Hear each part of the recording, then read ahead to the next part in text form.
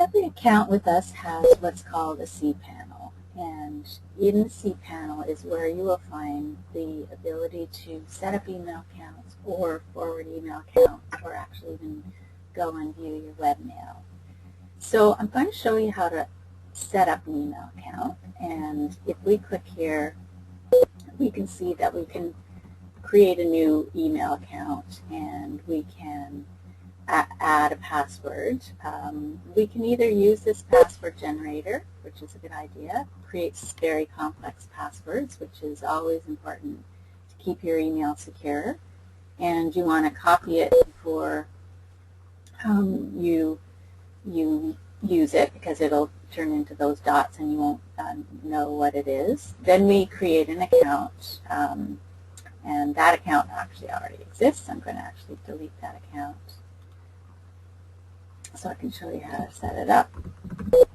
Put that password in that I copied. You can see it's very strong. And you also want to set the quota. If you don't have too many emails coming in, you can set them smaller.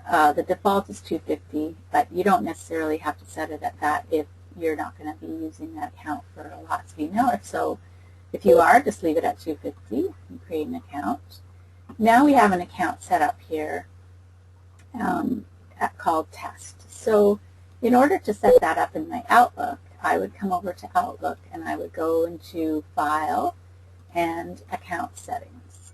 And now you can see that I have all of the email accounts that I do have set up here, and I can either edit them or I can add this new one. So I'm going to choose Add New Account. It's going to be an email account.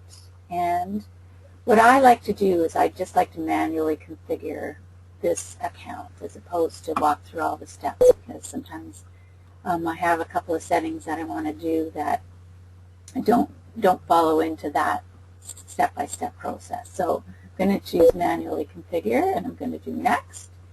It's a Hotmail account that we have set up for you. And so now, instead of the step-by-step, I have all of the settings here at once. So I'm going to put my name, and I'm going to put that email address, which is test@imaginationsediting.com, and that's actually the right username as well. So I want to put test@imaginationsediting.com. It tends to just put test as the username once you type in this, but it's the full that you want.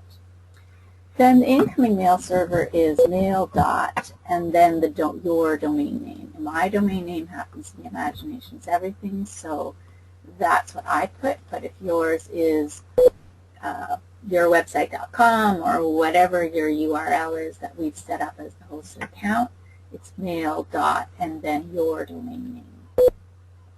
The outgoing server can be the same thing, so mail dot imaginationseverything.com, or it can also be, if you have a desktop and you never move it, then you can actually use the outgoing mail settings of your internet provider, and you would get those settings from your internet provider. I happen to have a laptop. I move around a lot, so I need to set up my outgoing server as my domain so that it always goes through that no matter where I am. So then we want to put that password into the password area, and we want to set one more thing, which is under More Settings and in the Advanced tab. And instead of the outgoing server being 25, we want to say 26. So when we click Next, it automatically tests the incoming and outgoing, or you can hit that test account settings, and it'll give a little test to see if they're going to send and receive. When you have the check marks there, you hit Close and Finish. And now I've got my test@imaginationseverything.com. If you want to create a new email, I have a default email address which I use to send, but if I wanted to send it from any other email account, you can see that I just have to choose whatever email account I want, and it shows it's what's going to get, it's going to send from this, and the receiver is going to get that from that. So the other thing that you may want to do, apart from changing or setting up an account, is you might want to set up a forwarder. So essentially, the difference is if I set up an email account, the emails are going to come in and they're going to stay on the server. And until I download them into my Outlook, when I do a send receive, that's actually what downloads them off of the server into email. So that's the reason I would set up an email account. I want an email account to send and receive from. I'm going to bring that email into Outlook and send and receive from there, and all of that email is going to reside in my Outlook. I'm going to be able to sort it, I'm going to be able to put it in folders, and I'm going to be able to keep it as long as I want, and it's not taking up room on the server. There are some reasons why you may want to use a forwarder. We have a domain called server, or an email account called server at Imaginations Everything, that all of the email gets forwarded to myself and somebody else. So every time there's an email set to that account, it just comes to me or this other person, and we reply with our own email account if needs be. So it's not actually an account that it's just somewhere where we have a common name that we both want to get emails from it, and so that's how we set up a forwarder.